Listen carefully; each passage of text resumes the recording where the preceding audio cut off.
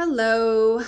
I know that you guys don't want to hear about the school improvement plan, but that is a lot of the work that I have to do in the summer is centered around the district's school improvement plan and how we fit into that.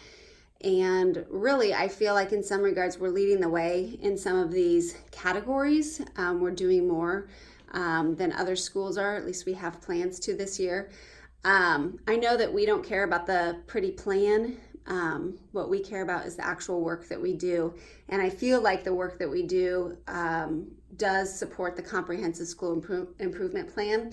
And so I spend a lot of time figuring out how that all works. And it ends up being kind of like this graphic. Essentially, for years, we have tried to build self-control, empathy, and self-awareness in our kids, and we had the 5 behaviors, but really, we just wanted that to be student-friendly and have kids really, really understand. There be no question that they understand what our big 3 are. And so in the spring, you guys came up with, I'm a healthy decision maker, I care about others, and I am reflective. And so those are our big 3. And so in district lingo, those are our learner dispositions. We focused on the learner process last year, and this year we're focusing on learner dispositions. You'll notice that one of the things we're doing in pre-service is finalizing our success criteria.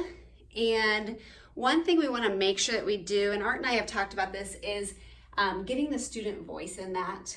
We don't want to forget that piece. I know you guys collect student voice all year long, but to help create buy-in and to also present it in a way, we probably need to find a time. And I think it might be something that maybe Art could do by polling each of the advisories or each advisor, however you want to do it. But we really need to talk about the list that we come up with.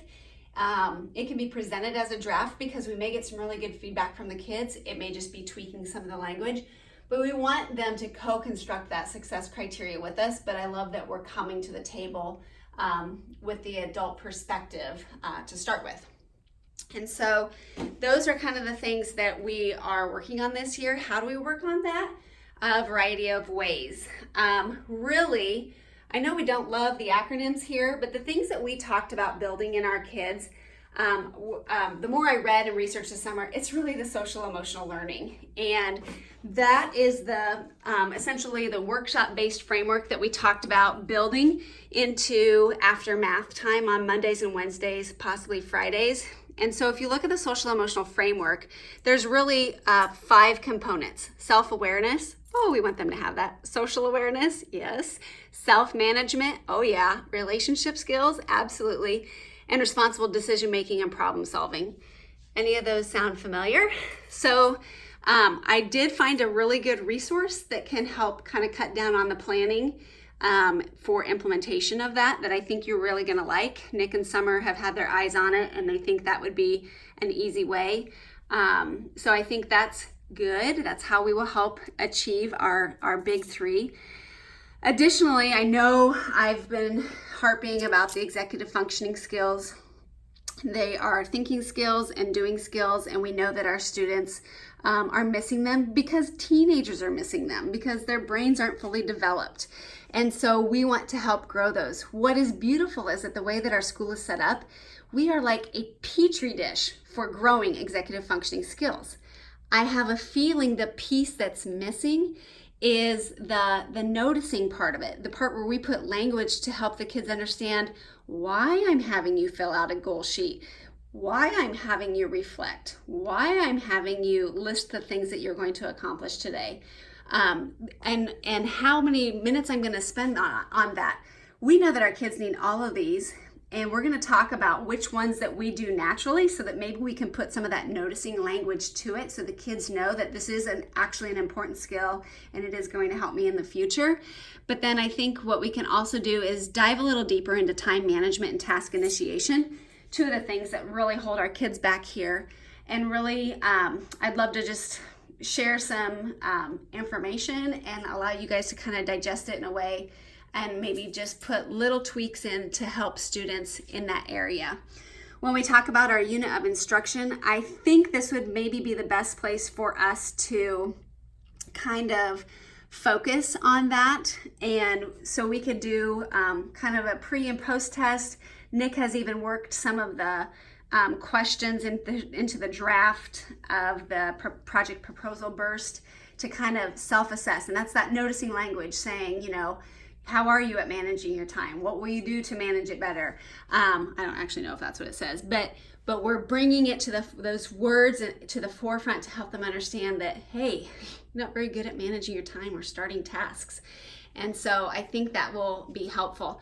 Hot topic in the spring was discipline. And what I loved was someone said, is there a way that we can help with that? And I seriously thought, no, how would you help with it? You guys are busy all day long, but we've kind of found a way to do that through our new chart. Our new chart is actually called Behavior Flip. And you may have kind of looked at that if you looked at the email that I was trying to get feedback for you on. We're trying to decide what events or infractions we're going to chart. The biggest change is probably one that we're also going to chart positive things, so we can let them know that we notice they're managing their time well, we notice they're initiating tasks, which is going to be really helpful to help them build that, hey, okay, I'm doing it, and I know that I'm doing it, and it feels good to do it. And then the other piece is that the behaviors are weighted, and they accumulate points, and once they reach 10 points, they'll receive an intervention. The first 2 interventions will be assigned by the system, so that may be you. That's where someone in the office could come and cover your area so that you can deliver the intervention, and it's something that you will all feel comfortable doing by the time you have to do it. Mark will deliver interventions 3 and 4, and I will deliver intervention 5. And so I think that kind of helps that piece of it. In addition to all of this, I have worked to increase the parent PD, not only on the executive functioning skills, but really in just helping parents parent teens, because it's kind of a scary and uncharted waters for some of them, and they may feel like they have failed in many ways. When we talk about knee observations and your PDP, basically I picked 2 more standards in addition to the district ones that talk about emotional and social competence, which is exactly what we're trying to build here. And then your professional development plan, I believe I have it all written, so all you need to do is copy that over into the knee system.